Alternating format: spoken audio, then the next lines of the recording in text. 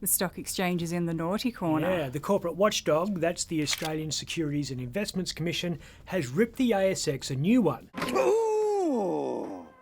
ASIC reckons the exchange hasn't been upfront about the cost and complexity of an overhaul of its back-end technology system, which was last upgraded around the time Pong was released. The TV fun game with extra features for everyone, youngster or pro. The Clearinghouse Electronic Sub-Register System, or CHESS, is the bit that reconciles buyers and sellers. It's fundamental to the way the stock exchange works. Why does ASIC care? Because, despite what people think, the Australian Stock Exchange is not a government-operated thing.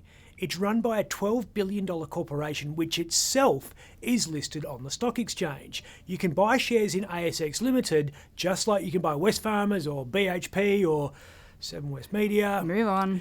ASX Limited is in control of ensuring transactions on the stock exchange are transparent and orderly. In other words, liquidate 2 bricks of cocaine and park it right here.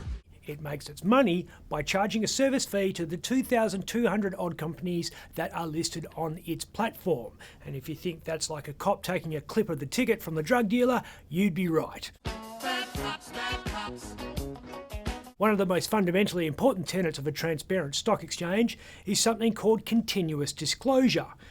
A public company needs to keep the ASX, and therefore investors, informed of things happening in its business that could affect its share price. And the ASX hasn't done that? It failed to tell itself about its chess problem. It's like my brain is facing my penis in a chess game. It's considered a particularly egregious oversight because as the operator of the market in which it itself is trading, the ASX should be above reproach, what lawyers call a model litigant. I will give you the best criminal defense that money can buy.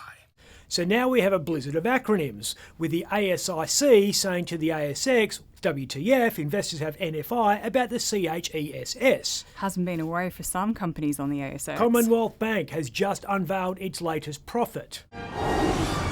Close to $10 billion. And CBA boss Matt Comyn has spent the past 24 hours trying to keep a straight face when saying it's awful that mortgage holders are having to do it so tough.